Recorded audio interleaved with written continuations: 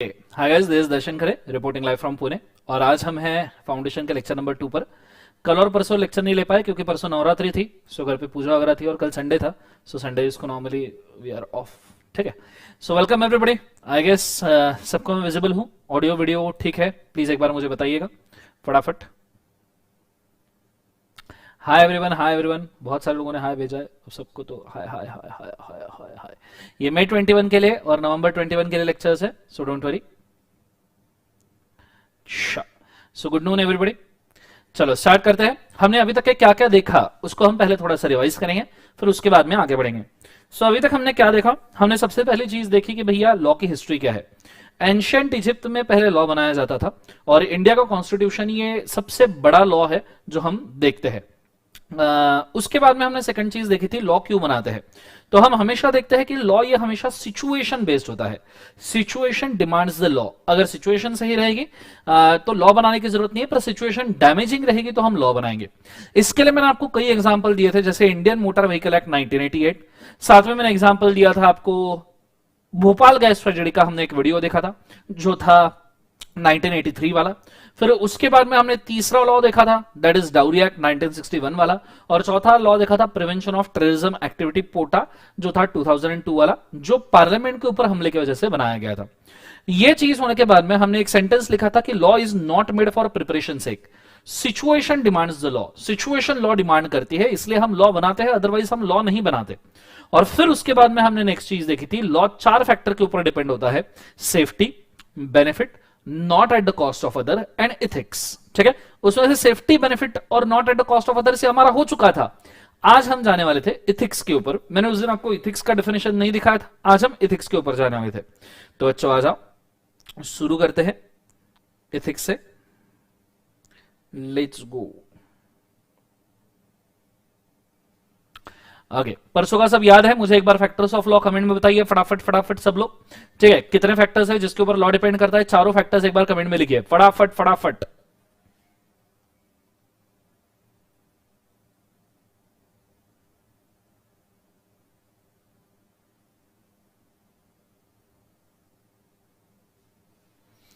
चलो डन।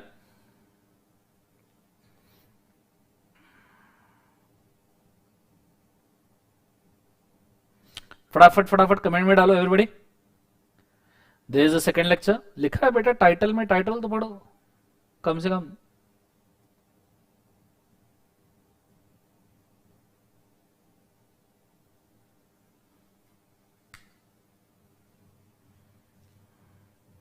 चलो बहुत बढ़िया, सो शुरू करते हैं। आ जाइए सब जन। चलो जितने भी लोग रह रहे हैं, शानदार। Safety, benefit, not at the cost of other, anything, सब जनों ने लिखा, बहुत बढ़िया। अब सेफ्टी मतलब हम लॉ बनाते हैं लोगों को सेफ करने के लिए। ऐसा दुनिया में कोई लॉ नहीं है जो बिना सेफ्टी के रीजन के बनाया गया होगा। देयर इज नॉट पॉसिबल कि भैया आप बिना सेफ्टी वाले रीजन के लॉ बना सको। Law is not possible to made without reason of safety. फिर दूसरा अगर रहा तो बेनिफिट होता है, फिर not at the cost of other, और फिर होता है इथिक्स। आज हम देख रहे हैं इथिक्स का मतलब क्या है। Anyone can tell me in the comments कि आपके हिसाब से इथिक्स का मतलब क्या होता है? क्या होता है इथिक्स? बचपन से अभी तक तो आपने बहुत सुना होगा इथिक्स, तो जरा बताइए मुझे कमेंट्स में कि इथिक्स का मतलब क्या होता है आपके हिसाब से। क्या लगता है आपको इथिक्स का मतलब? बचपन से आपको घर वाले बोले होंगे इथिक्स फॉलो करो, मॉरल फॉलो करो। पहली बात तो ये बोलूं, मॉरल और इथिक्स में डिफरेंस होता है, हाँ ये भी बोल दूं। तो आपके हिसाब से इथिक्स का मतलब क्या है, जरा बताइए मुझे फटाफट फटाफट। What do exactly mean by ethics? Sir ethics is easy to understand, difficult to define sir. परंपरा, परंपरा, मेरे को मोहब्बतें मूवी याद आ गया, अमिताभ बच्चन ने कहा परंपरा, प्रतिष्ठा, अनुशासन। परंपरा नहीं होती है बेटा इथिक्स मतलब। परंपरा इज डिफरेंट, ठीक है, मीन्स ओन रूल्स। उसके बाद में इथिक्स जो सही है बराबर है। उसके बाद में बेटा मैराथन होगा, जो मैराथन वाले वो बीच बीच में ना आए, मैराथन होगा उसके लिए वेट कीजिएगा, ठीक है प्लीज। एलएलपी और कंपनीज का मैराथन होगा, उसके लिए बीच में यहां पे कमेंट ना करें, ये वो जगह नहीं है जहां पे आप कमेंट करोगे, क्वेरीज नंबर के ऊपर भेजिए मैराथन का, ठीक है। आगे बढ़ते हैं। So proper way to deal, सही या गलत का आइडेंटिफाई करना। अब simply ethics is easy to understand but difficult to define, मतलब समझाने के लिए तो आसान है पर डिफाइन करने के लिए बहुत मुश्किल है इथिक्स। सो जरा इथिक्स के लिए हम एक छोटा सा एग्जांपल लेते हैं समझने के लिए। कि व्हाट एग्जैक्टली इथिक्स इज। ठीक है, मुझे एक बात बताओ, पार्टी की है वो जिंदगी में? पार्टी वार्टी, ठीक है, कुछ पार्टी वार्टी की है वो जिंदगी में? समथिंग पार्टी, एक डांस वांस करके? सर हमने सिर्फ गणपति डांस किया है सर, हमें एक ही डांस आता है गणपति डांस, और हमें सिंगिंग एक ही आती है, बाथरूम सिंगिंग। गणपति डांस और बाथरूम सिंगिंग हमको कभी भी कहीं पे भी करने को बोलो हम कर सकते हैं सर। बोलो हाँ या ना, यस सर नो। चलो बहुत बढ़िया सर, हमें एक ही डांस आता है गणपति डांस, लेट्स गो। अगर तुमने जिंदगी में कभी डांस या पार्टी की होगी, नहीं की होगी कोई दिक्कत नहीं, मैं करवा रहा हूं, टेंशन मत लो जिंदगी के अंदर। सो मैं अभी आपको डांस पार्टी सब करवाता हूं, रुको जरा। हाँ, सो हम जरा डांस पार्टी वगैरह करते। सो अगर कभी आपने पार्टी की होगी तो डांस फ्लोर के ऊपर आप चढ़ गए होंगे जिंदगी में। What is dance floor? तो कुछ ऐसा दिखता है, जबरदस्त लाइट, डिस्चाव डिस्काव डिचक डिचक डिचक डिचक डिचक डिचक डिचक डिचक, है ना। सो आप अगर कभी डांस करने के लिए जाओ तो समझो आपका कोई रिजल्ट लगा फाउंडेशन का रिजल्ट लगा, आप पास हो गए धड़ाल करके, आपको आ गए 70-80%। सीए में 70-80% आना बहुत बड़ी बात है। 90% वगैरह एक्सपेक्ट मत करना लाइफ में, सीए में 90-90% नहीं आते, ये सिर्फ मिथ है, ये सब पात्र और घटनाएं काल्पनिक है। सीए में 90% मतलब पात्र और घटनाएं काल्पनिक है, जिसको याद रखना। सो मस्त डांस पार्टी चल रही थी, आपका फाउंडेशन का रिजल्ट आया, आप पास हो चुके थे। आपने बोला फाउंडेशन का रिजल्ट आया, मैं जैसा ही चाहूंगा वैसे ही नाचूंगा, खुल के नाचूंगा, इधर उधर नाचूंगा, मैं जैसा चाहूंगा वैसा नाचूंगा। सो तुमने फाउंडेशन के रिजल्ट के ऊपर मस्त पार्टी दी 10-12 लोगों को, ये तुम्हारे दोस्त है अलग अलग जो डांस करने के लिए आए, और तुम सब जन डांस फ्लोर पे चढ़ के ताकत से डांस कर रहे थे, ताकत से यार डिचक डिचक, मतलब तुम तुम्हारा गणपति डांस कर रहे थे, ये दन दन दन वैसा वाला, ठीक है। सो तुम डांस कर रहे थे, और समझो जब तुम डांस कर रहे थे, इथिक्स समझ रहे हैं हम, जब तुम डांस कर रहे थे एक बंदा दूर बैठा था, ऐसा दूर बैठा था एक बंदा, और वो ना आपको गुस्से से देख रहा था, ऐसे गुस्से से देख रहा था आपको, आपके पहचान का नहीं था, आपने कभी उसको देखा नहीं था, ना ही आपके कोई रिलेशन में था। सो आपको दूर से देख रहा था, माइट भी आपका रिलेशन में रिलेटिव हो सकता है, क्योंकि आप फाउंडेशन पास हुए तो रिलेटिव्स तो ऐसे तो नहीं छोड़ने वाले, गुस्से से देखेंगे जिंदगी में। हाँ ना, रिलेटिव पता है ना कौन होते हैं, जिनको हम खीर खिलाते आने के बाद में विमल डाल के, बोलो जुबा केसरी, क्योंकि दाने दाने में केसर का दम, तो खीर में केसर क्यों डाली, विमल ही डाल दे। क्लियर है कंसेप्ट? हाँ ना। सो आपका एक ऐसा कोई तो बंदा था जो आपको दूर से गुस्से से देख रहा था, बहुत गुस्से से, माइट भी आपका डांस ही ऐसा होगा। आप बोले है आज मैं फाउंडेशन पास हुआ हूं, लोग देखते रहेंगे, I am important celebrity today, और आपने और जोर से डांस करना शुरू कर दिया। वो बंदे को और गुस्सा आया, आपने और जोर से डांस किया, फिर वो बंदा बोले ऐसे नहीं जमेगा, वो उसके चेयर से उठा। जैसे ही वो चेयर से उठा तुम्हारी फटके हाथ में आ गई, तुमने देखा अरे बाप रे चेयर से उठ गया। फिर उस बंदे ने एक बॉटल उठाई, तुम और फ्रस्ट्रेट हो गए, तुम्हारा डांस स्लो हो गया। फिर उसने वो बॉटल फोड़ी, तुम्हारा डांस और स्लो हुआ। और फिर वो बंदा वो फूटी हुई बोतल लेके आंखों में अंगारे लिए तुम्हारी तरफ भागना शुरू कर दिया, तुम्हारा डांस स्लो मोशन हो गया। स्लो मोशन, लूज मोशन नहीं नालायक, स्लो मोशन हो गया। अब मुझे एक बात बताओ, आंखों में अंगारे लिए एक बंदा तुम्हारी तरफ भाग रहा है एक फूटी हुई बोतल लेके, मुझे बताओ रीजन पता हो या ना पता हो, अपोजिट डायरेक्शन में भागोगी नहीं भागोगी? जरूर भागोगे सर, पहले भागेंगे सर, जितने फास्ट भागते आता है भागेंगे। इसलिए तुमने भागना शुरू कर दिया, तुम्हें रीजन नहीं पता था क्यों मारने आ रहा है, पर तुमने भागना शुरू कर दिया। उसको भी रीजन नहीं पता हो तुम्हें क्यों मार रहा है, माइट भी तुमको पार्टी में बहुत ज्यादा मजा आ रहा होगा, उसको कुछ चीज मजा नहीं आ रहा, तो तुमको देख के उसको जेलसी फील हुए होंगे, बोले आदमी का मजा कम कर रहा पड़ता, इसलिए तुम्हारे पीछे भाग रहा है। वो आगे भाग रहा है, तुम पीछे भाग रहे हो, भागे जा रहे हो भागे जा रहे हो भागे जा रहे हो, 4-5 किलोमीटर तुम भाग लिए। फिर तुमने सोचा मैं क्यों भाग रहा हूं, इसके पीछे तो कोई लॉजिकल रीजन नहीं है मैं क्यों भाग रहा हूं, इसलिए तुम एक जगह पे रुक गए। तुमने 2 बोतल उठाई, तुमने 2 बोतल फोड़ी भीषम, और फिर तुम उसकी तरफ पलटे और तुमने बोला अब पहला केस, वो बंदा खुशी खुशी में तुमको एक बोतल मार दे, उसने सिर पे फोड़ी पेट में डाल दी, सिर पे फोड़ना पेट में डालना मर्डर का तरीका होता है, ठीक है, देयर इज अ स्टाइल, सिर पे फोड़ा पेट में डाल दिया, मर्डर कर दिया उसने तुम्हारा। मुझे एक बात बताओ, अगर वो बंदे ने मजे लेने के लिए तुम्हारा मर्डर कर दिया तो ये चीज इथिकल है या अनएथिकल है? मुझे कमेंट में बताइए कि ये चीज इथिकल है या अनएथिकल है, मैं सबसे सुनना चाहूंगा, क्या इथिकल है या अनएथिकल है? उसने मजे के लिए तुम्हारा मर्डर किया है, ये इथिकल है अनएथिकल है? बताइए जरा फटाफट फटाफट, अर्जेंट में बताइए, तुरंत से भी पहले बताइए मुझे, क्या ये इथिकल है या अनएथिकल है? ऑब्वियसली अनएथिकल, देखो सब जन बोल रहे हैं अनएथिकल, इथिकल मजे के लिए बेटा रोहन, तुमको अगर उसने मजे के लिए मारा, इथिकल है अनइथिकल? रोहन बोल रहा है इथिकल है। रोहन बेटा ऐसे मत आंसर किया करो, सच में कभी कोई मार देगा तो कुछ कर भी ना पाएंगे जिंदगी के अंदर। सो अगर कोई बंदे ने तुमको मजे के लिए मारा, ऑब्वियसली अनइथिकल हो गया, क्योंकि तुमने उसका कुछ बिगाड़ा नहीं था, तुम्हारा उसके साथ कोई रिलेशन नहीं था, तुम उसको पहचानते भी नहीं थे, फिर भी उसने तुम्हें मारा, अनइथिकल चीज है। वही वही मैं यहां पे थोड़ा सा चेंज करना चाहूंगा। वही उसने तुम्हें बॉटल मारने के पहले सेल्फ डिफेंस में तुमने उसको 2 बॉटल मार दी, सिर पे फोड़ी, पेट में डाली, सिर पे फोड़ी, मर्डर 1, एक बॉटल डाली मर्डर 2, दूसरी बॉटल डाली murder 3, murder 1, murder 2, murder 3, 3 part release हुए थे ना, है ना? पहला पार्ट तो देखा ही होगा सबने, नालायक लोग, कमीने, ठीक है।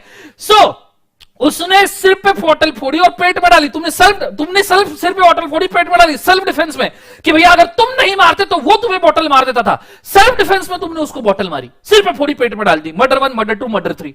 मुझे बताओ, तुमने अगर सेल्फ डिफेंस में उसको मारा, इथिकल है या अनइथिकल है? बताइए मुझे जरा, इथिकल है अनइथिकल है? वो इमीडिएटली सबने जवाब देना शुरू कर दिया, इट इज इथिकल। सबने जवाब देना शुरू कर दिया, it is ethical. First case unethical, second case, first case उसने बॉटल मारा इज अनइथिकल, सेकंड केस तुमने बॉटल मारा इथिकल। कि मतलब ये तो हद हो गई, ये तो हद हो गई। मतलब देखो, आप समझो, थोड़ा चीज को समझो आप थोड़ा। मर्डर की जगह सेम, मर्डर देखने वाले लोग सेम, मर्डर करने का तरीका सेम। उसने किया तो अनइथिकल हो गया, तुमने किया तो इथिकल हो गया। ये तो बड़ी भयानक बात हो गई। मतलब हम करे तो रासलीला और वो करे तो कैरेक्टर ढीला है, ऐसा है, ऐसा ही है। समझ में आ रहा है सबको? अगर उसने मजे मजे में तुम्हें बॉटल दे मारी तो वो अनइथिकल हो गया, तुमने उसको सेल्फ डिफेंस मारी, इथिकल हो गया। मुझे बताओ, ये तुम्हें समझाया किसने? इसके पहले तुम्हें कभी पता था? किसी ने तुमको बैठ के समझाया कि बेटा ऐसा ऐसा किया तो इथिकल होगा ना, ऐसा किया तो अनइथिकल होगा? ये तुमको पता है ऐसा होगा? और ये कहां से तुम्हारी सोच आई? ये तुम्हारे दिमाग से सोच आई कि भाई मैं ऐसा करूंगा तो इथिकल है, ऐसा करूंगा तो अनइथिकल है। ऑब्वियस सी बात है, पहले केस में अगर तुम खुद उसको बॉटल मार नहीं जाते, पहले केस में वो नहीं आया, तुम ही गए चले गए उसको बॉटल मारने के लिए, तो भी वो अनइथिकल होता था। तो तुम्हारे दिमाग ने सिचुएशन का एनालिसिस करके बोल दिया कि भाई उसने तुमको बॉटल मारी मजे लेने के लिए तो अनइथिकल है, पर तुमने सेल्फ डिफेंस में उसको बॉटल मारी तो इथिकल है। So ethics is nothing but analysis of the situation and deciding what is right and what is wrong. Analysis of the situation, deciding what is right and what is wrong. आपको पता है ethics मतलब धर्म, और भगवत गीता में लिखा हुआ है धर्मः मतिभ्यः उद्घृतः। संस्कृत में लिखा है, मैं ट्रांसलेट करता हूं तुम्हारे लिए। धर्मः मतलब धर्म मतलब इथिक्स, मतिभ्यः मतलब दिमाग, उद्घृतः मतलब जन्म लेता है। धर्मः मतिभ्यः उद्घृतः मतलब इथिक्स ये दिमाग से जन्म लेता है। दिमाग कहां चलता है? सिचुएशन एनालिसिस में दिमाग चलता है। तो जो चीज सिचुएशन एनालिसिस करके आपको यह समझा दे क्या सही है क्या गलत है, हम उसको इथिक्स कहते हैं। The situational analysis by a mind deciding what is right and what is wrong is called as ethics. इसमें इथिकल डायलेमा भी हो सकता है। एक इथिकल डायलेमा नाम का भी इसके अंदर प्रकार होता है, अगर आपने ठीक से देखा होगा तो। इसमें एक इथिकल डायलेमा नाम का प्रकार होता है, जिसके अंदर मैं आपको एक एग्जांपल देना चाहूंगा। 2 लोग लेते हैं अपन कमेंट सेक्शन में से, एक अपन लेते हैं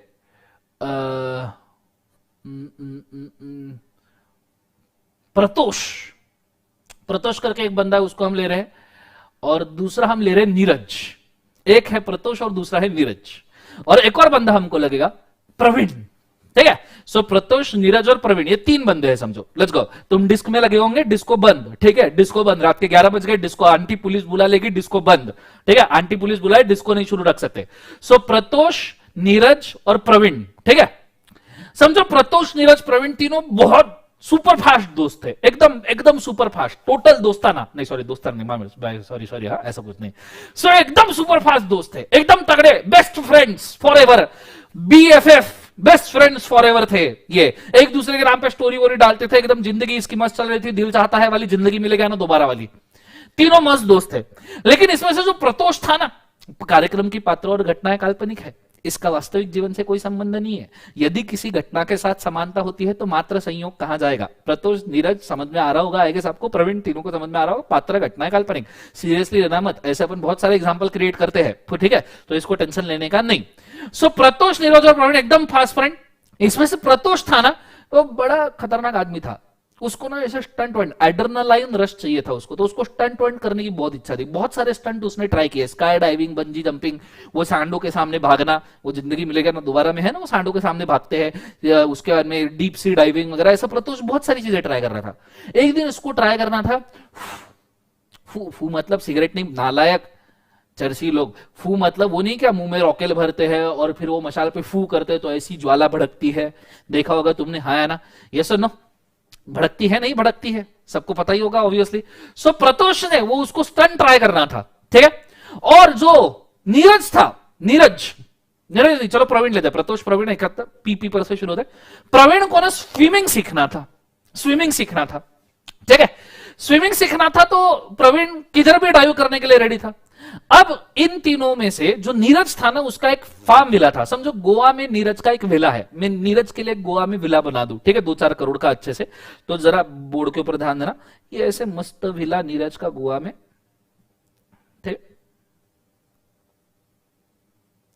ऐसे मस्त गोवा में नीरज का विला, इधर ऐसे समंदर, ठीक है, ताकत से ऐसे समंदर में पानी बह रहा है, समंदर में, ठीक है, जबरदस्त तरीके से पानी है। अब हुआ क्या, ये विला किसका था, नीरज का। नीरज ने प्रतोष और प्रवीण को पार्टी के लिए बुलाया अपने विला में, ठीक है। पार्टी तीनों ने मस्त ताकत से पार्टी की, जबरदस्त पार्टी की, एकदम जोरदार, मतलब ओली सूखी सब पार्टी कर दी, गीली सूखी सब सब सब एवरीथिंग पार्टी कर दी। और फिर जब इनको सब पूरी चढ़ गई तो प्रतोष बाहर निकला और प्रतोष बोले मेरे को स्टंट ट्राई करना है, इसलिए उसने माचिस की डिब्बी ली, अंदर से रॉकेल लिया, माचिस की डिब्बी में आग लगा दी, डिब्बी में मतलब लकड़ी में आग लगा दी, एक मशाल उठा ली और वो मशाल के ऊपर उसने आग लगा दी। ये आग है, हाँ, मेरा ड्राइंग बहुत अच्छा है, ठीक है, मेरे को ड्राइंग में बचपन में आउट ऑफ आउट मार्क मिला करते थे, इतने में पूरे मार्क्स मिलते थे। तो इसने ऐसे मस्त मशाल जला दी और मशाल के ऊपर ये फूकने वाला था, ठीक है, फूकने वाला था कि ऐसे मस्त ज्वाला निकले, ठीक है। ये प्रत्योष है, प्रत्योष कार्यक्रम के पार्टनर, घटना है काल्पनिक, आपके साथ में अगर डिजाइन मैच नहीं हुआ तो थोड़ा सा एडजस्ट कर लेना, ठीक है। और at the same time Praveen को भी चढ़ी थी, तो प्रवीण बाहर निकला और प्रवीण जो है ना, उसने समंदर में डाइव दे मारी, ठीक है, ये डाइव कर रहा है समंदर में, ठीक है। तो एक साइड ये है प्रवीण, प्रवीण समंदर में मस्त डाइव करने लग गया, ये डाइव करने चला गया वो, ठीक है, ये प्रवीण समंदर में डाइव कर रहा है, प्रतोष फूक मार रहा है, उसको ज्वाला भड़कानी है। इधर स्टंट गलत हो गया और आग लग गई आजू बाजू में, इसने स्टंट गलत कर दिया और सब जगह आग लग गई। और प्रवीण समंदर के अंदर गिरा और डूबने लगा, तो चिल्लाने लगा बचाओ बचाओ बचाओ करके, जोर जोर से चिल्लाने लगा बचाओ बचाओ।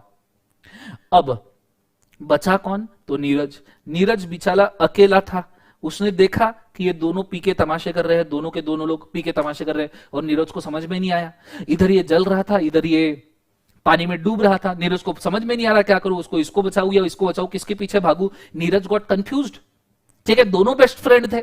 अब अगर इसको बचाने के लिए आपके पास 10 से 15 ही सेकंड है, चलो 30 सेकंड है, तो आप ज्यादा से ज्यादा क्या करोगे।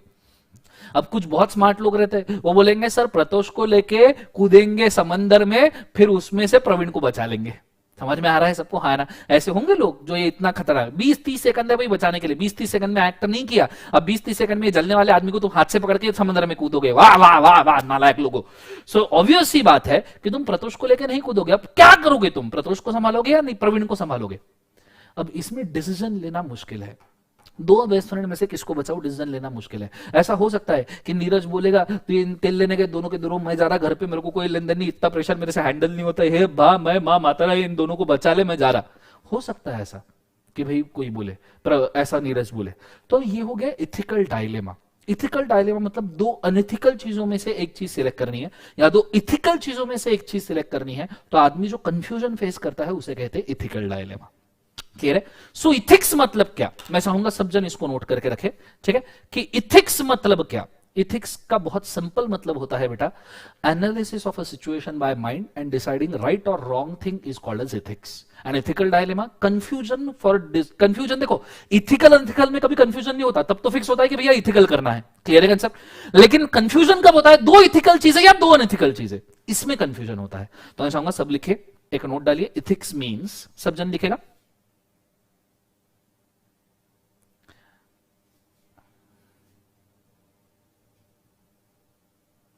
थैंक यू सो मच बेटा। फैन लोग मेरे भी ड्राइंग के फैन है, समझ रहे हो? वाह, मतलब मेरे को बहुत खुशी है। ड्राइंग देख रहे हो कितना प्यारा ड्राइंग निकालता हूं मैं जिंदगी में।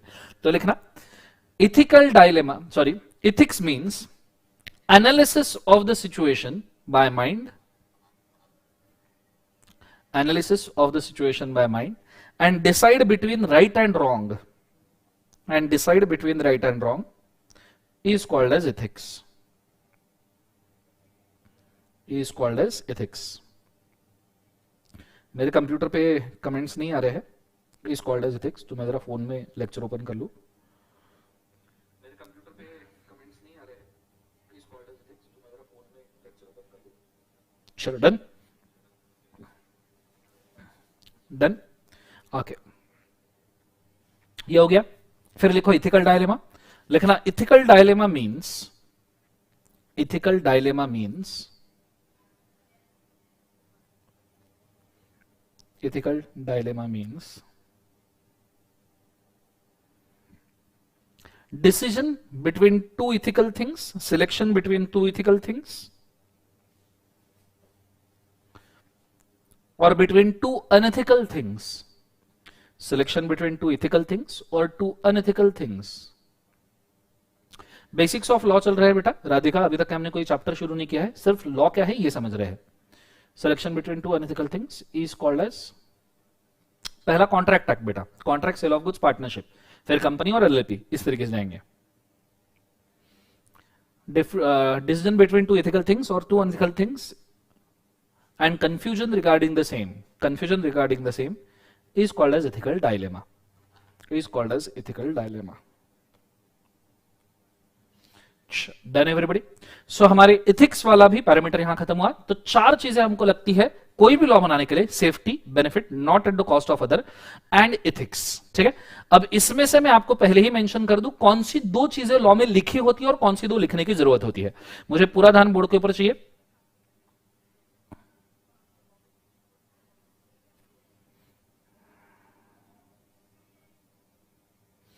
कॉन्ट्रैक्ट शुरू होगा बेसिक्स ऑफ लॉ खत्म होने के बाद में बेटा। ठीक है, कोई क्वेरी है तो पूछ लो। कॉन्ट्रैक्ट इसके बाद में शुरू होगा बेटा, जैसे बेसिक्स ऑफ लॉ खत्म हो जाएंगे 2-3 लेक्चर के बाद। कॉन्ट्रैक्ट के लेक्चर्स आगे आएंगे, धीरे धीरे आएंगे। क्लास टाइमिंग 12:15 से 1:15 बजे का है। ठीक है, चलो। सो अब इसमें से ये चार फैक्टर्स में से कौन कौन से फैक्टर्स हमको लिखने हैं और कौन से अज्यूम्ड है, ये बात को याद रखना। पहले दो फैक्टर्स जो है ये हमको राइट डाउन करना जरूरी है हर लॉ में, right in law. Her law में आपको ये फैक्टर्स लिखना जरूरी है, राइट इन लॉ, ये लॉ में आपको फैक्टर्स लिखना बहुत नेसेसरी है। लेकिन not at the cost of others and ethics, ये हर लॉ में अज्यूम्ड होते हैं।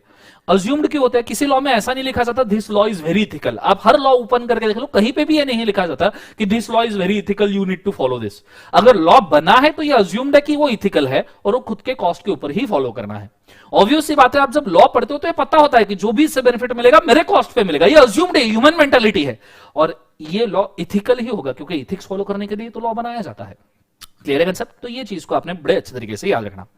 अब ये जो दो फैक्टर लिखने हैं, सेफ्टी और बेनिफिट, मैं इनके डिस्कशन के ऊपर जा रहा हूं। पहले तो मुझे एक बात बताइए कमेंट्स में कि आपको इथिक्स का कंटेंट समझ में आया है क्या? जो मैंने आपको इथिक्स समझाया प्रॉपर एग्जांपल से, क्या वो आपको समझ में आया है? इथिकल डायलेमा समझ में आया है क्या? प्लीज मुझे कमेंट्स में बताइए फटाफट। सैटरडे वाला लेक्चर नहीं ले पाए बेटा, नवरात्रि थी इसलिए। थैंक यू सो मच हर्ष। ठीक है, रितिका इसको थोड़ा सा रिवर्स करके देखिए, मैंने काफी अच्छे 2 एग्जांपल्स दिए हैं, उससे आपको समझ में आ जाना चाहिए। और हमने काफी समय दिया इसके ऊपर, 20-25 मिनट दे दिए हैं। चल, बहुत बढ़िया। ये लेक्चर यूट्यूब पे ही रहेंगे, पहले 3 डेमो लेक्चर्स तो यूट्यूब पे रहने वाले, बाद का करण सर डिसाइड करेंगे क्या करना है। Thank you so much Mahi, thank you so much Aarti. चलो अब स्टार्ट करते हैं। अब जो दो फैक्टर, देखो 2 अज्यूम्ड है, मुझे एक बात बताओ, 2 लिखने वाले फैक्टर कौन सा है? सेफ्टी और बेनिफिट। और 2 अज्यूम्ड वाले फैक्टर कौन सा है?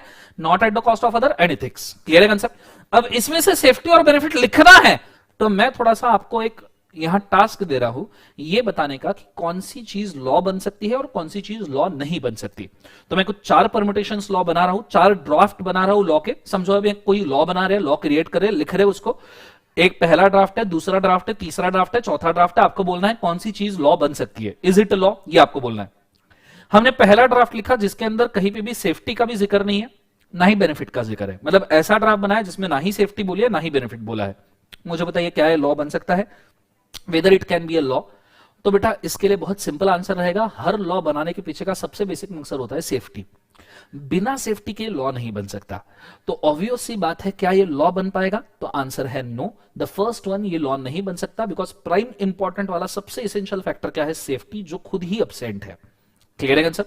दूसरा एग्जांपल, अगर सेफ्टी नहीं है पर लॉ के अंदर बेनिफिट दिया गया है, सवाल है क्या ये लॉ बन सकता है? फटाफट फटाफट कमेंट में बताइए मुझे, क्या ये लॉ बन सकता है? क्या ये लॉ बन क्रिएट हो पाएगा? तो बेटा इस केस में सेफ्टी नहीं है पर बेनिफिट है, पर मुझे बताओ ऐसा बेनिफिट क्या काम का जिसमें कोई सेफ्टी ना हो? ऐसा बेनिफिट क्या काम का जो लोगों को डैमेज करे? मतलब बेनिफिट है पर सेफ्टी नहीं है, मतलब ये तो ऐसी बात होगी कि चोरी फ्रीली अलाउ कर दिया, चोरी में लोगों को बेनिफिट मिल रहा है पर कुछ लोगों की सेफ्टी भी नहीं है, जहां से चोरी हो रही है वहां की सेफ्टी भी नहीं है। तो क्या ये लॉ बन सकता है? बहुत सही जवाब, सब जन आंसर कर रहे हैं नो नो, मेरे को बहुत पसंद आ रहा है ये चीज, शानदार, तूफान, तुम्हारे लिए तालियां, बहुत जबरदस्त। सो ये भी लॉ नहीं बन सकता, this can not be law because safety is prime important. Third case safety है, थर्ड केस में बच्चों सेफ्टी है, नंबर डाल के यस और नो कमेंट कीजिएगा तो मुझे पता भी चलेगा कि कौन से केस के लिए आप कमेंट कर रहे हो। थर्ड केस में सेफ्टी है पर बेनिफिट नहीं है, थर्ड केस में सेफ्टी है पर बेनिफिट नहीं है, मुझे बताइए क्या यह लॉ क्रिएट हो सकता है? क्या ये लॉ क्रिएट हो सकता है? सेफ्टी है बट बेनिफिट नहीं है, कमेंट में फटाफट बताइए। 3 में क्या ये लॉ बन सकता है? फटाफट बताइए एवरीबॉडी, यस और नो। प्रवीण ने हाँ बोला है, सुपराज ने हाँ बोला है, रितिका ने हाँ बोला है, लक्ष्मी ने ना बोला है। लक्ष्मी ना क्यों बोला बेटा, मुझे एक बार रीजन भी बताइए साथ साथ में। इशिता ने हाँ बोला है, बाकी सब हाँ बोल रहे हैं। युवराज, अंजलि ने ना बोला है बेटा, रीजन बताइए क्यों नहीं। लोकेश्वर ने ना बोला है, क्यों नहीं बेटा। अनिल ने हाँ बोला है, अंजलि ने ना बोला है। सो क्यों नहीं? अब मैं आपको एक चीज बताना चाहूंगा, लॉ हम हमेशा सेफ्टी के लिए बनाते हैं, बेनिफिट हो भी सकता है नहीं भी हो सकता, benefit is not necessary, benefit ये एडिशनल एडवांटेज है, बेनिफिट होने की जरूरत है या नहीं है, पहली चीज है सेफ्टी, वो होना चाहिए। लॉ हमेशा लोगों को सेफ रखने के लिए बनाया जाएगा, तो ये लॉ बन सकता है, दिस कैन बी लॉ, क्योंकि इसमें सेफ्टी है, बेनिफिट होगा नहीं होगा कोई गारंटी नहीं है, सेफ्टी बहुत इसेंशियल है, वो होना चाहिए। सर आप कुछ भी बोलते हो, सर कुछ भी बोल रहे हो, ऐसे कैसे? एग्जाम्पल तो ऐसे लॉ का, हमने ऐसे लॉ का एग्जाम्पल देखा है बेटा, प्रिवेंशन ऑफ टेररिज्म एक्टिविटी, पोटा, इसके अंदर सेफ्टी दिया है, बेनिफिट कहां बोला है? किसी ने कोई बेनिफिट नहीं बोला पोटा के अंदर, कहां बेनिफिट लिखा है? ऐसा पोटा के अंदर कहीं नहीं लिखा कि इंडिया के इंडिपेंडेंट पर्सन हो तो तुम एक रिवॉल्वर लेके घूम सकते हो, और लड़की है तो AK-47 लेके घूम सकती है, और 5 ग्रेनेड की लड़की को कभी किसी ने छेड़ा तो ग्रेनेड बूम, मजा आ गया, हाँ ना, कट गया। क्लियर है answer? So prevention of terrorism activity में तुम्हारे बेनिफिट के लिए कुछ नहीं लिखा कि घर पे तुम revolver, rifle, RPG, AK-47 maintain कर सकते हो, 5-6 रॉकेट एंड 10-15 ग्रेनेड, नहीं लिखा है। सिर्फ पोटा में क्या लिखा है? सेफ्टी, कि किसी ने टेररिज्म एक्टिविटी किया या करने की कोशिश कर रहा है तो हम उसको रोकेंगे। Dowry prohibition act, dowry prohibition act में कोई एडवांटेज नहीं लिखा है, सिर्फ सेफ्टी लिखा है कि लड़की के घर वालों को कोई दहेज देने की जरूरत ना पड़े। क्लियर है? डाउरी भी भोपाल गैस ट्रेजेडी, कि आगे ऐसा कोई इवेंट ना हो, भोपाल गैस ट्रेजेडी ऐसा, इसलिए सेफ्टी है, उसमें कोई बेनिफिट नहीं बोला है।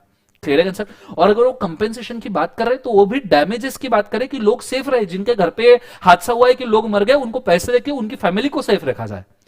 तो लॉ में सेफ्टी हो सकता है, बेनिफिट नहीं रहा तो भी चल जाएगा, बिल्कुल अलाउड है। ये चीज को आपको बहुत अच्छे तरीके से याद रखना पड़ेगा। आई गेस लॉजिकली समझ में आ रहा होगा एग्जांपल के साथ कि मैं क्या कहना चाहता हूं। जिन जिन लोगों ने नहीं बोला था, कुशल ने नहीं बोला था, कुशल, उसके बाद में और किसने ना बोला था? अंजलि ने ना बोला था, आई गेस लक्ष्मी ने ना बोला था। तो आई गेस इन जिन लोगों ने ना बोला है, आपको अगर समझ में आया होगा तो कमेंट में बता दीजिए, मुझे समझ में आ गया सर आपके एग्जांपल के साथ में। सो लॉ में क्या नेसेसरी है? सेफ्टी, बेनिफिट रहेगा भी नहीं भी रहेगा। अब जाते हैं चौथे वाले पे, सेफ्टी भी है और बेनिफिट भी है, तो क्या ये लॉ बन सकता है? ऑब्वियसली ये लॉ बन सकता है सर। इसका एग्जांपल इनकम टैक्स एक्ट, हम जो इनकम टैक्स, देश के हम नागरिक है, हम तो इतना इनकम टैक्स पे करते हैं, इनकम टैक्स पे कर करके फटके आत्मा आ जाती है। तो इनकम टैक्स एक्ट की हम बात करें तो इनकम टैक्स का पहला पोर्शन इंडियन डिफेंस के लिए जाता है, सेफ्टी के लिए, और फिर दूसरा पोर्शन जाता है रोड, ब्रिजेस, डैम्स बनाने के लिए। रोड, ब्रिजेस, डैम्स ये सेफ्टी नहीं है, ये बेनिफिट है। क्लियर है? ये एडिशनल एडवांटेज है, तुम्हें इलेक्ट्रिसिटी मिलती है, तुम्हें पीने को पानी मिलता है, ये एडवांटेज है। क्लियर है कंसेप्ट सबको? हाँ ना? So income tax act is example of fourth law. अब देखो, आप बोलोगे सर पहले 2 लॉ के एग्जांपल दो, तो पहले 2 लॉ के एग्जांपल ही नहीं, क्योंकि ये लॉ ही नहीं बन सकते, इनके एग्जांपल कहां से दूं मैं? जो लॉ है ही नहीं उसका एग्जांपल निकालू कहां से?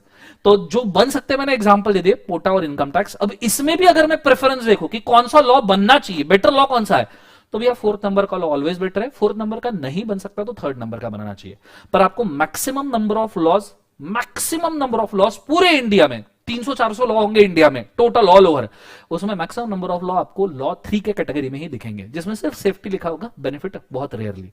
क्लियर है कंसेप्ट? तो मैं चाहूंगा ये डायग्राम ड्रॉ कर लो और कंसेप्ट समझ में आ गया क्या कृपया मुझे बताइए जरूर, ठीक है? Go for it fast.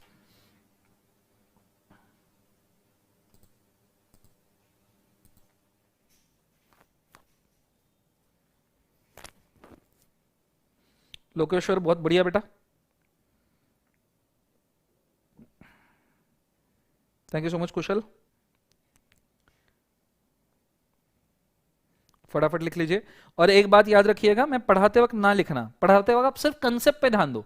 मैं फाइनल लेवल तक के ही यही बोलता हूं कि जब पढ़ा रहे तो सिर्फ पढ़ना है, लिखने में मत जाना। लिखने के आप वैसे भी कौन सा समय बचा लोगे, मैंने तो मेरे ही स्पीड से पढ़ाना और लिखने के लिए समय देना है। तो पढ़ते वक्त बेटा दिमाग में फिट कर लो, दिमाग में लिख लो। दिमाग में आप लिख लोगे तो बेटा बहुत आसान चीज हो जाएगी, ठीक है? Thank you so much. Study बेटा, स्टडी ओनली।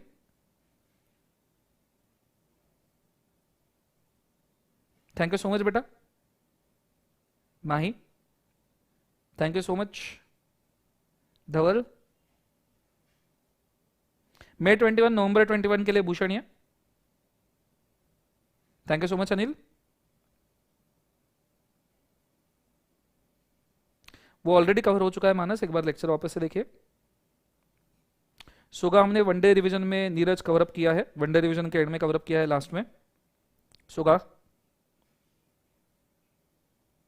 12:15 बजे से 2:15 बजे तक रहेगा बेटा अपना। चलो, thank you so much Anjali, thank you so much Yuvraj बेटा। ओके, सो आई गेस ये आपको समझ में आया होगा, ये सबने लिखा होगा, नहीं लिखा हुआ तो लिख लो फटाफट।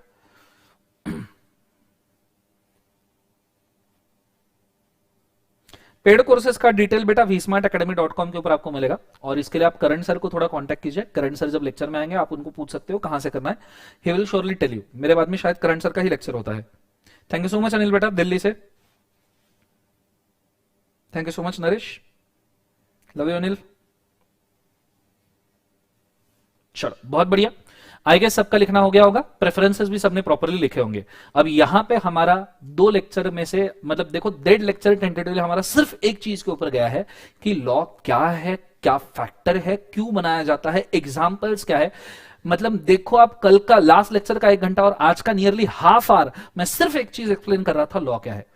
अब हमने जो लॉ एक्सप्लेन किया है, मैं आपको बोलता हूं ये आपका इतना स्ट्रॉन्ग बेस बनेगा कि आपको लॉ के अंदर इसके बाद कभी दिक्कत नहीं जाएगा। किसी ने भी पूछा लॉ क्या है तो आप आराम से एक्सप्लेन कर पाओगे कि भाई लॉ क्यों बनाया जाता है, उसके फैक्टर्स क्या है, और फिर कौन सा फैक्टर एब्सेंट रहा तो क्या करना है, कौन से फैक्टर लिखने हैं, कौन से फैक्टर अज्यूम्ड है।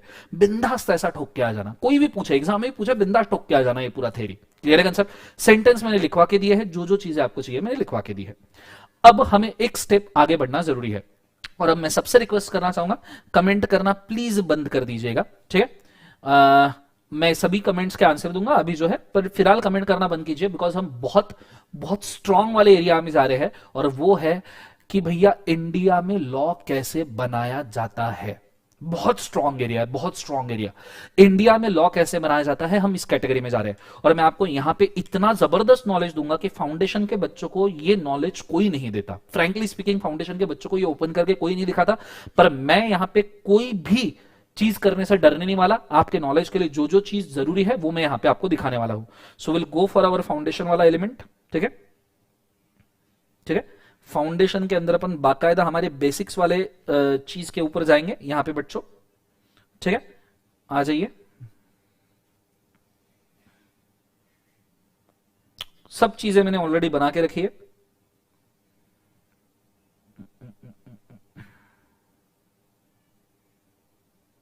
चलो आ जाइए, एकदम बेसिक वाली चीजें मैंने यहां पे फाउंडेशन के लिए बना के रखी है, जो आपके बड़े काम में आएगी। इंडिया में लॉ पास करने का प्रोसेस क्या है, सो प्लीज थोड़ा अब आराम से, नो कमेंट्स, पूरा कॉन्सेंट्रेशन मुझे बोर्ड पे चाहिए। ये इतना जबरदस्त टेक्निकल अंडरस्टैंडिंग है कि आपको इमीडिएटली समझ में आ जाएगा कि मैं इंडियन इंडिपेंडेंट इंडिया का नागरिक हूं और इंडिया में लॉ कैसे बनता है, ठीक है? आपको इसमें मैं पूरा पॉलिटिक्स घुसा के समझाऊंगा, पॉलिटिक्स लिटरली घुसा के कि कांग्रेस बीजेपी ये क्या करते हैं, कौन सा राज्य लॉ बनाने के लिए बहुत ज्यादा काम में आता है, कौन से लोग लॉ बना सकते हैं, स्टेट में कौन है, सेंटर में कौन है, बहुत सारी चीजें नॉलेज में आएगी अगले आधे घंटे में। इतना नॉलेज दूंगा कि दिल खुश हो जाएगा आपका, क्या कह रहा हूं करके। सबसे पहली बात, इंडिया में लॉ कौन बनाता है? हमने देखा कि पूरे दुनिया में सबसे बड़ा कॉन्स्टिट्यूशन है वो है इंडिया का, जिसके अंदर 444 आर्टिकल है। ये मैंने आपको हिस्ट्री के साथ ही बोला था। ये 400, अगर आप कॉन्स्टिट्यूशन ऑफ इंडिया में हो, अगर आप इंडिया की टेरिटोरी में हो, मेरे देश की धरती और उसके 12 नॉटिकल माइल्स, मेरे देश की धरती, वो गाना था ना, मेरे देश की धरती, मेरे देश की धरती और उसके 12 नॉटिकल माइल्स, मेरे देश की धरती। ये जो मेरे देश की धरती है और उसके 12 नॉटिकल माइल्स के एरिया में जो भी बंदा है, अगर वो सिटीजन ऑफ इंडिया है या इंडिया में टेम्पररी रेसिडेंस के लिए भी क्यों ना आया है बाहर से, तो उसको कॉन्स्टिट्यूशन ऑफ इंडिया एप्लीकेबल हो जाता है। आप बाहर के पीटर हो, पीटर, बाहर तो दो ही नाम होते हैं ना, एक जॉन एक दूसरा पीटर, तो आप बाहर के पीटर हो, लड़की होगी तो पिटरी है, लड़का है तो पीटर, लड़की होगी तो पिटरी। आप बाहर के पीटर या पिटरी हो, इंडिया में घूमने फिरने के लिए आए हो, चारों धाम की यात्रा, तीर्थ क्षेत्र, कुल्लू मनाली, गोवा, गोवा भी तीर्थ क्षेत्र ही है, ये चीज को याद रखना। गोवा में तीर्थ सस्ता मिलता है तो गोवा इज अ तीर्थ क्षेत्र। तो बाहर से कोई पीटर या पीटरी गोवा में, अगर चारों धाम, गोवा में, चारों धाम नहीं सॉरी, गोवा में घूमने के लिए आए, तो उनको भी कॉन्स्टिट्यूशन ऑफ इंडिया एप्लीकेबल हो जाएगा। उनको हमारे देश में रहना है, हमारे रूल के हिसाब से रहना पड़ेगा। अब उस कॉन्स्टिट्यूशन ऑफ इंडिया के 444 आर्टिकल में से आर्टिकल नंबर 245 ये कहता है कि इंडिया के लिए लॉ पार्लियामेंट बनाएगा। इंडिया के लिए कौन लॉ बनाएगा? Parliament. Parliament of India, India का, भारत का, यू कैन से सबसे बड़ा पब्लिक लेजिस्लेचर का authority parliament of India. Article number 245 कहता है कि पार्लियामेंट लॉ बनाएगा। फिर पार्लियामेंट ने पूछा, हमने पार्लियामेंट के बोले, जितने भी मेंबर थे 545 मेंबर्स पार्लियामेंट के, हमने उनको बोला चलो लॉ बनाओ। वो देखे हमारे तरफ, अब उसमें अलग अलग लोग बैठे हैं पार्लियामेंट में, कई सारे लोग बैठे हैं, पप्पू जी भी बैठे हैं वहां पे, उधर मोदी जी भी बैठे हैं, सब जन वहां पे बैठे हैं। हमने उनको बोला चलो लॉ बनाओ देश की सेफ्टी के लिए। वो बोलते हैं, मोदी जी बोलते हैं लॉ तो हम बना देंगे मित्रों, लॉ तो हम बना देंगे, पर हमें बताओ किस बात के ऊपर बनाए, कौन से सब्जेक्ट के ऊपर बनाए? अरे बनाए नहीं बनाए, कैसे बनाए? मोदी जी पूछ पड़े कि लॉ तो हम बना देंगे, पर लॉ कौन से सब्जेक्ट पे बनाना है, ये कहां लिखा है? तो हमने फिर मोदी जी को बोला, मोदी जी 245 में आपको पावर है लॉ बनाने का, 246 में हम आपको कैटेगरीज देंगे कि आप कौन कौन से कैटेगरीज के लॉ बना सकते हो। तो मोदी जी पूछ पड़े कितने कैटेगरीज है? हमने बोला टोटल 150-200 कैटेगरी है। मोदी जी बोले 150-200 कहां लिखी है, कहां लिखी है ये कैटेगरीज? तो हमने बोला भैया आर्टिकल नंबर 246 के हिसाब से 7th schedule to constitution of India में, शेड्यूल्स मतलब क्या होता है? शेड्यूल नंबर 7, शेड्यूल मतलब लिस्ट वगैरह देनी है, फॉर्मेट्स वगैरह देने हैं किसी लॉ में, तो वो उसको शेड्यूल्स में लिखते हैं। शेड्यूल इज, हर लॉ में शेड्यूल होता है और उसमें लिस्ट और फॉर्मेट्स ऐसे अलग अलग चीजें होती है। तो हमने 7th शेड्यूल में लिखा है कि भैया कौन सी चीजों के ऊपर आप लॉ बना सकते हो, और सब्जेक्ट्स भी लिखे हैं, सभी सब्जेक्ट लिखे हैं कौन कौन से सब्जेक्ट में आप लॉ बना सकते हो। तो 7th शेड्यूल में there are 3 lists. 7th schedule में कितने लिस्ट है? 3 लिस्ट है। पहली लिस्ट है union list. What do you mean by union list? Union list का सिंपल मतलब होता है बच्चों, देश के लिए लॉ बनाया, सेंट्रल गवर्नमेंट के लिए लॉ बनाना, इस देश के टेरिटोरी के लिए लॉ बनाना। जैसे ऐसा लॉ जो पूरे देश में एक जैसा एप्लीकेबल हो, including Jammu and Kashmir union territory. अब जम्मू एंड कश्मीर अलग नहीं बचा, अब जम्मू एंड कश्मीर इंडिया का पार्ट है। तो जम्मू कश्मीर के टॉप एंड से लेके अभी कन्याकुमारी के बॉटम एंड और अंडमान निकोबार तक के, अंडमान चोकोबार तक के, चोकोबार नहीं निकोबार तक के, जम्मू कश्मीर से लेके अंडमान निकोबार तक जो लॉ एटस्ट्रेट्स लगेगा उसे हम कहते हैं यूनियन लॉ। फॉर एग्जाम्पल आपका कंपनीज एक्ट ऊपर से लेके नीचे तक जैसा का वैसा लगता है, ऊपर से लेके नीचे तक, किसी को कोई डिफरेंशिएशन नहीं है, किसी को कोई एग्जम्पशन नहीं है, जम्मू कश्मीर से अंडमान निकोबार कन्याकुमारी तक जैसा का वैसा, इसे हम कहते हैं यूनियन लॉ, सेंट्रल लॉ। दूसरा रहता है बच्चों state law. Companies act union law हो गया, income tax act union law हो गया, क्लियर है answer. Foreign exchange management act union law हो गया। उसके बाद में अगर आपने कोई लॉ और सुने होंगे, कॉन्स्टिट्यूशन ऑफ इंडिया, ये यूनियन लॉ हो गया। फिर आता है state law. What is state law? जो स्पेसिफिक स्टेट में लगता है, इस स्पेसिफिक स्टेट में लगता है। जैसे आपने सुना होगा महाराष्ट्र में गुटखा बैन है, बोलो जुबा केसरी, बोलो जुबा केसरी। महाराष्ट्र में गुटखा बैन है, महाराष्ट्र में गुटखा खा नहीं सकते आप, खा लिए तो आपको पकड़ के जेल में डाल देंगे अंदर। गुटखा इज बैन इन महाराष्ट्र, हालांकि इनफॉर्मली लोग खाते हैं। गुजरात में लिकर बैन है, गुजरात में लिकर बैन है, बोलो जुबा केसरी, लिकर नहीं सॉरी, बोलो विजय माल्या, ठीक है। सो महाराष्ट्र में गुटखा बैन है, गुजरात में लिकर बैन है। मुझे एक बात बताओ, महाराष्ट्र में गुटखा बैन होने से क्या पूरे देश में गुटखा बैन हो गया? बिल्कुल नहीं। वो विमल की ऐड तो अभी भी आती रहती है टीवी के ऊपर, अजय देवगन के साथ में बोलो जुबा केसरी, ऊपर से केसर बरसता है, दाने दाने में केसर का दम। जब से वो ऐड देखी मैंने, मेरे दिमाग में फिट कर लिया है। घर पे रिलेटिव खाना खाने आए, रिलेटिव मतलब कौन? रिलेटिव मतलब कौन? बताओ रिलेटिव मतलब कौन? रिलेटिव की चार्टर्ड अकाउंटेंट स्टूडेंट के लिए एक बहुत स्पेसिफिक डेफिनेशन है। बताओ मुझे वो डेफिनेशन, किसी को पता होगी तो कमेंट सेक्शन में बताओ कि रिलेटिव के डेफिनेशन सीए स्टूडेंट के लिए क्या है, फटाफट बताओ।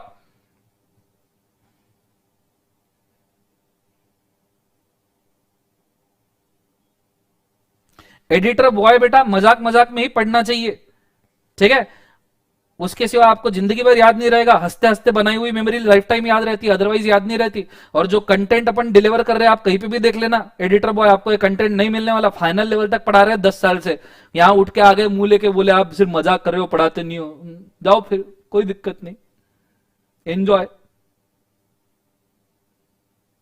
ओके, हाँ, रिलेटिव का डेफिनेशन ये है जो आपको हमेशा पूछता है बेटा किस कॉलेज से सीए कर रहा है। क्या पूछता है? किस कॉलेज से सीए कर रहा है। We call them as a relative. So basically देखा जाए तो इंडिया, महाराष्ट्र में गुटखा बैन है, पर महाराष्ट्र में गुटखा बैन होने की वजह से पूरे इंडिया में गुटखा बैन नहीं है। गुजरात में लिकर बैन होने की वजह से पूरे इंडिया में लिकर बैन नहीं है। इंडिया में धड़ाल से गुटखा और लिकर चल रहा है, वो अभी यहां पे बैन नहीं है। तो एक होता है यूनियन लॉ, दूसरा होता है स्टेट लॉ। क्लियर है कंसेप्ट? यूनियन जो पूरे इंडिया को अप्लीकेबल है, स्टेट लॉ जो स्पेसिफिक स्टेट को अप्लीकेबल है, बाकी और किसी को अप्लीकेबल नहीं है। तीसरा होता है concurrent law. What do you exactly mean by concurrent law? Concurrent law का मतलब होता है जो यूनियन और स्टेट को बहुत स्पेसिफिक लेवल पे लगता है, बहुत स्पेसिफिक लेवल पे। जैसे मैं एग्जांपल बताऊं, GST, good night sweet dream take care. Good night sweet dream take care नहीं, नालायक। GST, goods and service tax act, आपने सुना होगा 2017 में, अभी तो बज़वर्ड है जीएसटी, एकदम नई नई चीज आई है, बहुत सारे लोगों को लगती है। सो जीएसटी 2017, उसके अंदर दो पार्ट होते हैं, सीजीएसटी, एसजीएसटी। कभी होटल में अगर आप खाना खाने जाओ तो उसमें दो टाइप के टैक्स लगते हैं, आपने देखा होगा, सीजीएसटी 2.5%, एसजीएसटी 2.5%, अगर आपने ठीक से देखा होगा तो। क्लियर है कंसेप्ट? तो ऐसा क्यों? सीजीएसटी मतलब सेंट्रल गवर्नमेंट का जीएसटी, मतलब सेंट्रल गवर्नमेंट वाला जीएसटी, एसजीएसटी मतलब स्टेट गवर्नमेंट वाला जीएसटी। क्लियर है कंसेप्ट? और ये दोनों जीएसटी सेंटर और स्टेट अलग अलग लगा सकते हैं। आपके होटल बिल में ऐसा भी हो सकता है कि 2.5% सेंट्रल गवर्नमेंट का जीएसटी लगा और 4-5% स्टेट गवर्नमेंट का जीएसटी लगा। ये चीज को आपने याद रखना। ये है आपका कॉन्करेंट लॉ, जो सेंटर और स्टेट में रिस्पेक्टिवली लगता है अलग अलग तरीके से।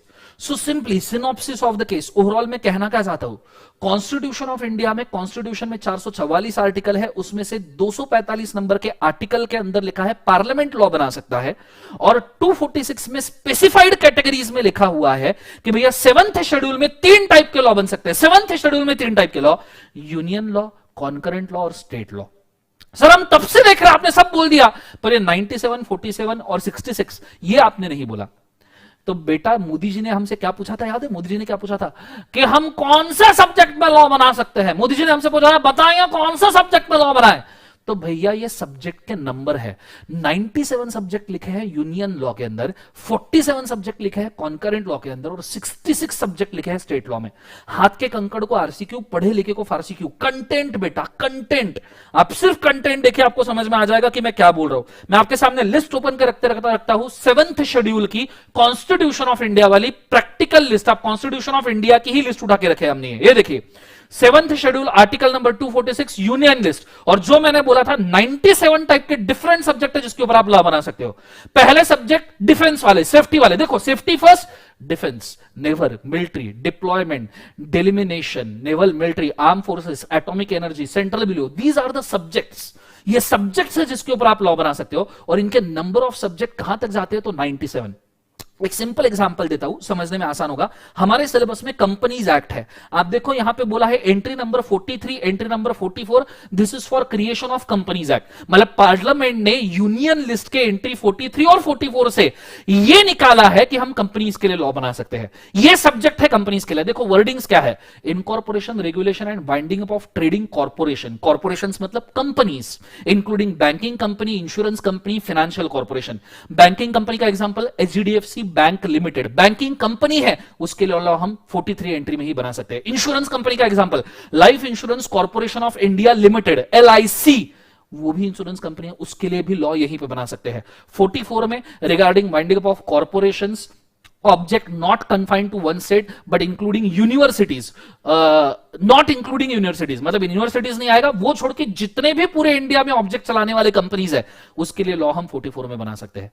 तो आप कोई भी सेंट्रल लॉ देख लो, कोई भी central law, income tax act, उसके बाद में आप फॉरेन एक्सचेंज मैनेजमेंट एक्ट ले लो, एनिमल प्रोटेक्शन एक्ट ले लो, पूरे air pollution water pollution control law ले लो, आपका कॉन्ट्रैक्ट ले लो, सेल ऑफ गुड्स ले लो, पार्टनरशिप ले लो, ये सभी के सभी लॉज यूनियन लिस्ट के 97 सब्जेक्ट्स से चुने जाते हैं। देखो 97 सब्जेक्ट, 97 सब्जेक्ट दिए हैं इन्होंने, और आपका कोई भी सेंट्रल लॉ इन्हीं सब्जेक्ट के अंदर फॉल होगा। यही वो सब्जेक्ट है जिसके अंदर आपका सेंट्रल लॉ फॉल होता है। सिर्फ 97 सब्जेक्ट इन यूनियन लॉ, 97 ऐसे सब्जेक्ट है जिसके ऊपर आप लॉ बना सकते हो। सिंपल सी बात है, कंसेप्ट समझ में है।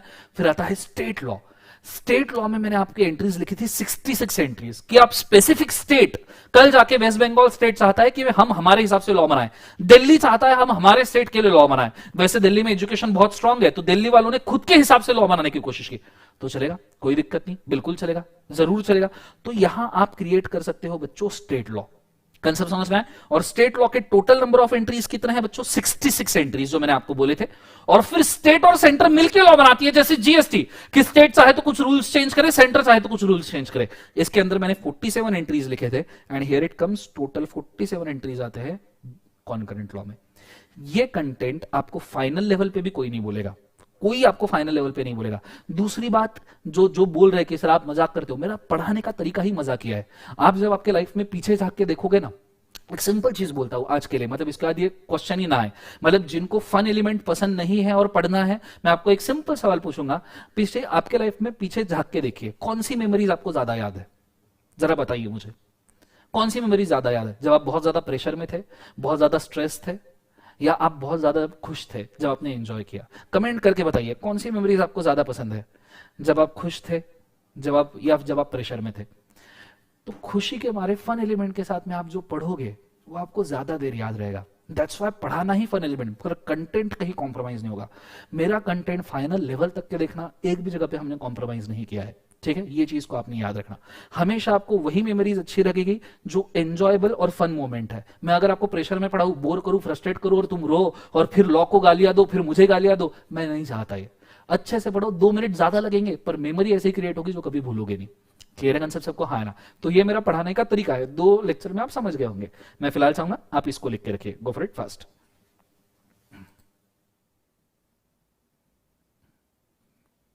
बहुत बढ़िया।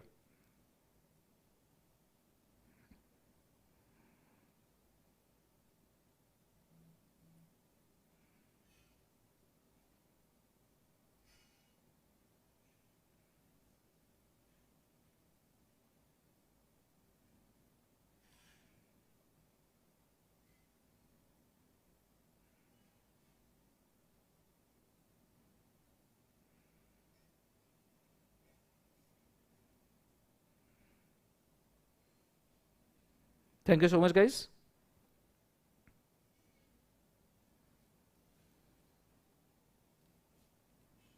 Thank you so much. Supraja, Geetanjali, Kunal, Mahi, Aarti, Vedant, Vanshika, Lokeshwar, Dhruv, Dhawal.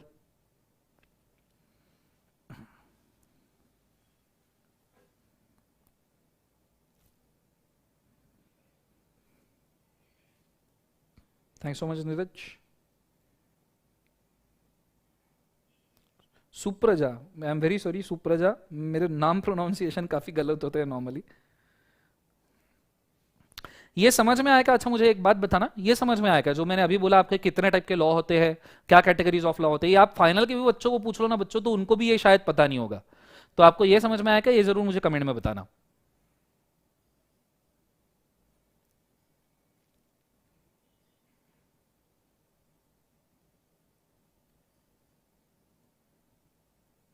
IGST में फिलहाल आप ना जाओ बेटा। आईजीएसटी ये इंटरस्टेट के लिए नॉर्मली लगता है, ये आपको जब सीए इंटर में जाओगे रीतिका तब समझ में आएगा।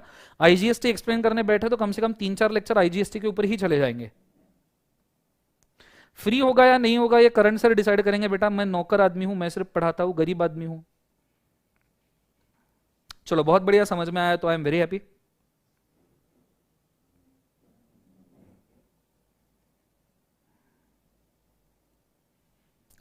थैंक यू बेटा हेमंत।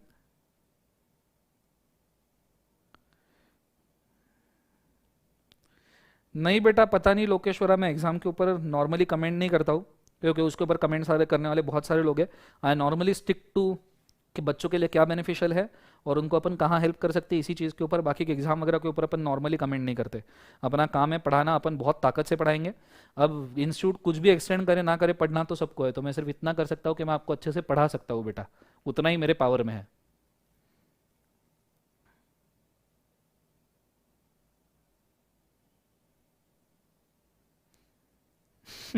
धवल, चलो डन, फटाफट लिखिएगा।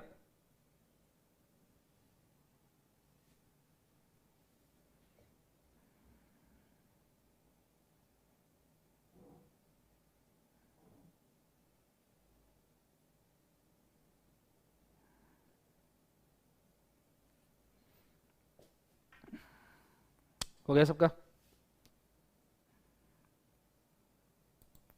बीएमडब्ल्यू बीएमडब्ल्यू मत करो नालायको, बीएमडब्ल्यू मेरी नहीं है, मैं गरीब आदमी हूँ। वी स्मार्ट की बीएमडब्ल्यू है, मेरे को तो ऐसे दान में दे दी विशाल सर ने, ये ले ले बोले, खुश रहे बोले जिंदगी में।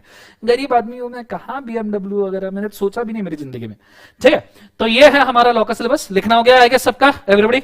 नहीं लिखना हो गया स्क्रीनशॉट निकालिए, आराम से लिखिएगा। मुझे आगे बढ़ना जरूरी है क्योंकि 1:05 हो गया है और 10 मिनट लेक्चर चलेगा, तो जल्दी चलो। अब हमारे सिलेबस में जो लॉज है वो कौन से है, पहली चीज तो हमको ये समझना पड़ेगा कि ये लॉज कौन से है। तो मैं आपको बताऊं, ये सिर्फ यूनियन लॉज हमारे सिलेबस में आते हैं बेटा। सीए फाइनल लेवल तक के हमारे सिलेबस में सिर्फ यूनियन लॉ आएगा, because ICI is a central authority. ICI आपको स्टेट लॉ नहीं दे सकता सिलेबस में, क्योंकि हर एक स्टेट को अलग अलग लॉ पढ़ना पड़ेगा। हाँ, जीएसटी आपके सिलेबस में आईसीआई उसी लेवल तक के देगा जो सेंटर में एप्लीकेबल है। क्लियर है? सेंटर के हाथ में जितना जीएसटी है वही लेवल पे आपको सीए इंटर से जीएसटी शुरू होगा। तो मेनली आपको आपके सिलेबस में मेन यूनियन लॉज आएंगे। एक ही कॉन्करेंट लॉ आपके सिलेबस में है, वो है जीएसटी, उसमें भी उसका सेंट्रल फंक्शनिंग वाला पार्ट ही आपके सिलेबस में है। तो अगर हम देखें तो contract act union law, sale of goods act union law, partnership act union law, limited liability partnership act ये भी यूनियन लॉ है, कंपनीज एक्ट भी यूनियन लॉ है। इंटर में जब जीएसटी आएगा वो कॉन्करेंट लॉ में बाइफरकेट होता है। कंसेप्ट समझ में आ रहा है?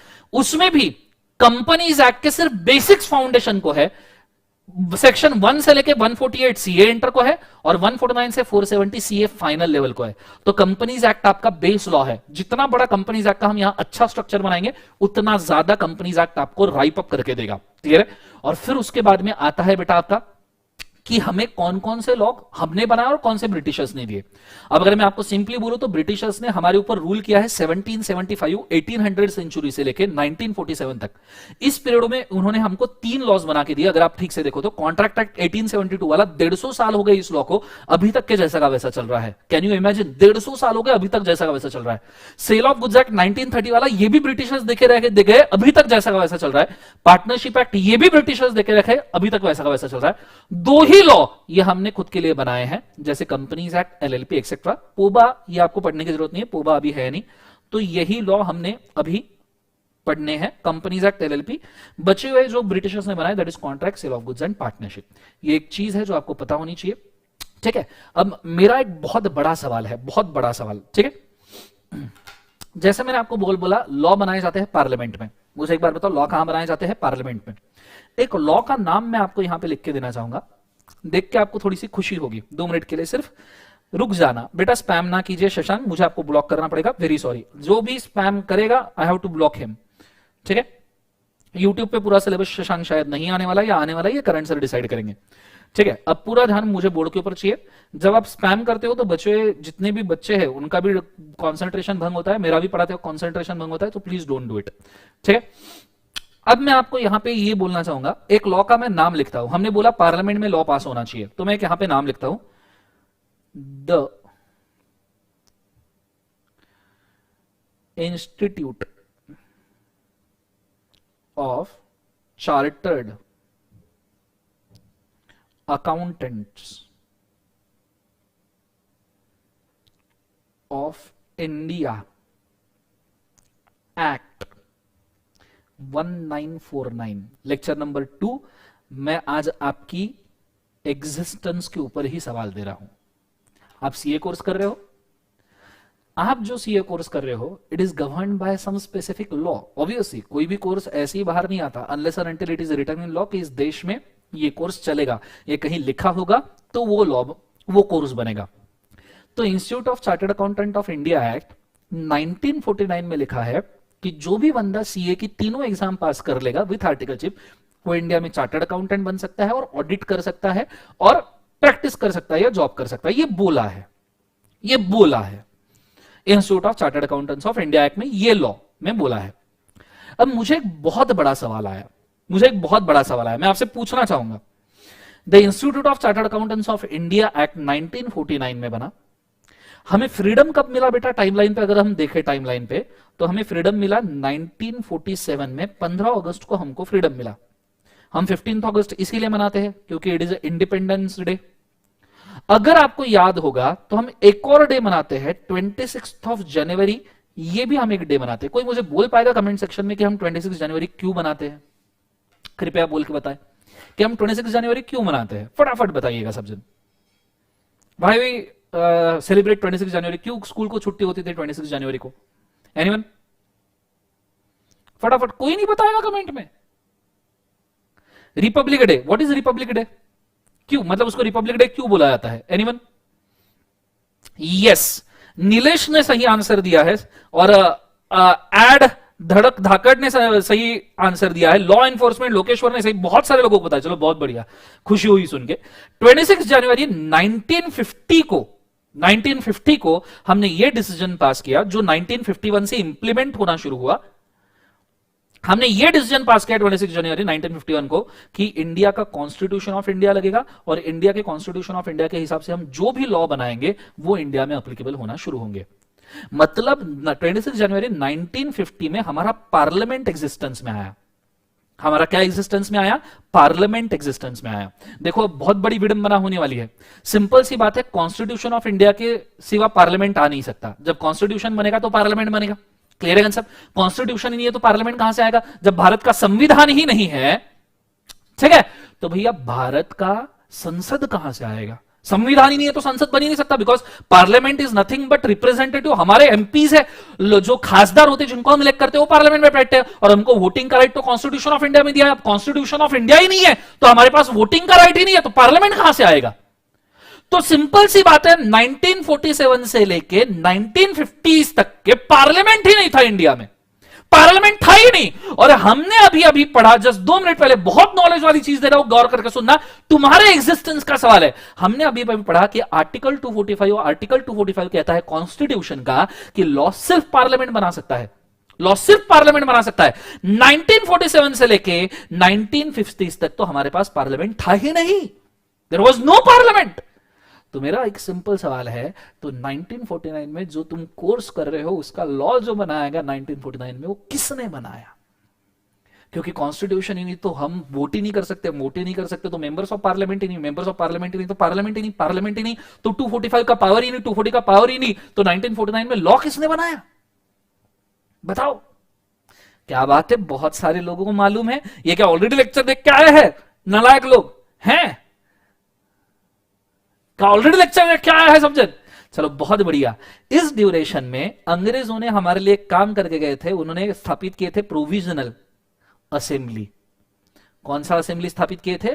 प्रोविजनल असेंबली स्थापित किए थे। और इस प्रोविजनल असेंबली में फ्रीडम फाइटर्स बैठते थे, फ्रीडम फाइटर्स बैठते थे। क्लियर है? ये प्रोविजनल असेंबली में फ्रीडम फाइटर्स बैठे थे और उन्होंने हमारे लिए लॉ बनाए। ये हमारे लिए बहुत प्रेस्टिजियस चीज है कि फ्रीडम फाइटर्स के हाथों से हमारा लॉ बना है, जिससे हमको पावर मिलता है। बहुत प्रेस्टिजियस चीज है। कंसेप्ट समझ में आ रहा है? वैसे भी 1947 के बाद, आजादी के बाद तो फ्रीडम फाइटर्स को कुछ काम ही नहीं बचा था। एक्चुअली कोई काम नहीं था, उनका मेन काम तो फ्रीडम लेना था, वो तो मिल गया, तो उनको काम ही नहीं बचा था। तो हमने उनको ये बोल दिया कि हमारे लिए आप पूजनीय हो, हमारे लिए आप आदरणीय हो, आप प्लीज प्रोविजनल असेंबली में बैठिए और हमारे लिए लॉ क्रिएट कीजिए, क्योंकि तुमने देश के बेस्ट इंटरेस्ट में चीजें की है, तो अभी भी देश के बेस्ट इंटरेस्ट में तुम ही लॉ बनाइए। तो हमारे लिए बड़ी प्रेस्टिजियस चीज है कि इंडिया का chartered accountants of India act freedom fighters ने बनाया है। कंसेप्ट समझ में आया? पसंद आया तो मुझे जरूर बताइए, लाइक ठोकिए लेक्चर को। ये चीज मैं आज आपको बोलना चाहता था कि तुम कौन सा कोर्स कर रहे हो और इस कोर्स की वैल्यू कितनी है, कितना वैल्यू है ये कोर्स का, ये बस मैं तुम्हें आज बताना चाहता था। आप चाहो तो इस चीज को थोड़ा सा लिख सकते हो, ठीक है? इसके लिए पहले कहां से लिखोगे आप? यहां से लिखो। ये जो आपका सिलेबस वगैरह है यहां से लिख लीजिए, फटाफट फटाफट लिखिए या स्क्रीनशॉट निकाल लीजिए फटाफट। इंश्योरेंस एक्ट भी फ्रीडम फाइटर्स ने बनाया है, बिल्कुल जरूर। 1938 नहीं, 19 इंश्योरेंस एक्ट नहीं बनाया बेटा, इंश्योरेंस एक्ट 1938 का है, वो ब्रिटिशर्स ने ही बनाया है। बैंकिंग रेगुलेशन एक्ट 1949 का है, वो फ्रीडम फाइटर्स ने जरूर बनाया है। इसको देख लीजिए, पसंद आया जरूर बताइए।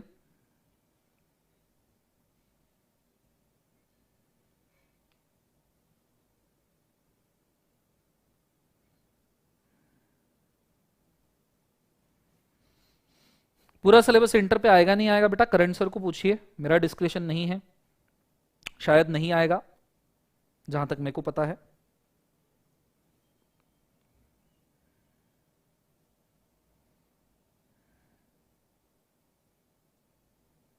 मैराथन अभी अगले हफ्ते में कंप्लीट हो जाएगा बेटा, एग्जाम के लिए समय है, कहां टेंशन ले रहे हो आप, और 3 चैप्टर तो हो चुके हैं।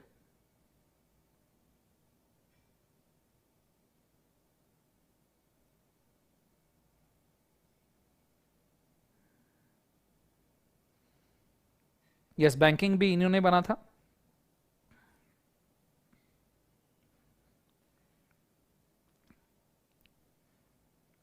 Thank you so much guys, इसका स्क्रीनशॉट निकाल लीजिए, चाहिए तो आराम से लिखना, और दूसरा इसका स्क्रीनशॉट निकाल लीजिए, ये भी आराम से लिखना। थैंक यू सो मच बेटा। फूडी ट्रैवलर, चलो स्क्रीनशॉट ले लिया सबने, बहुत बढ़िया। सो आई होप सो कि आज आपको यह समझ में आया होगा कि कैटेगरीज ऑफ लॉ कितने होते हैं। इथिक्स आपको आज समझ में आया होगा, इथिकल डायलेमा आपको समझ में आया होगा, कैटेगरीज ऑफ लॉ समझ में आया होगा, लॉ बनाने का पावर कहां समझ में आया होगा, एंट्री लिस्ट शेड्यूल समझ में आए होंगे, यूनियन लिस्ट, कॉन्करेंट लिस्ट और स्टेट लिस्ट के बीच का डिफरेंस समझ में आया होगा, आपके सिलेबस में कौन से लॉज है ये समझ में आया होगा, उसमें से ब्रिटिशर्स ने किसने इतने बना के दिए ये समझ में आया होगा, साथ में हमारा जो चार्टर्ड अकाउंटेंट इंडिया एक्ट है वो किस तरीके से बनाया है ये भी समझ में आया होगा। कंसेप्ट समझ में आ रहा है? तो आई गेस आज के लिए हम इतना काफी करते हैं। क्लियर है? लेक्चर बाइंग के बारे में आशुतोष आपको करंट सर बेटर बताएंगे, मेरे बाद करंट सर का ही लेक्चर होता है, तो दे विल टेल यू, या फिर कल के लेक्चर में मैं बता दूंगा कि आप किस तरीके से लेक्चर बाय कर सकते हो। ठीक है, सो आज के लिए इतना काफी करते हैं, आज्ञा दीजिए। This Darshan Khare signing out, और पसंद आए तो वीडियो को शेयर कीजिए, लाइक कीजिए, जो आप कर सकते हो जरूर कीजिए। Take care, good day, God bless you बेटा।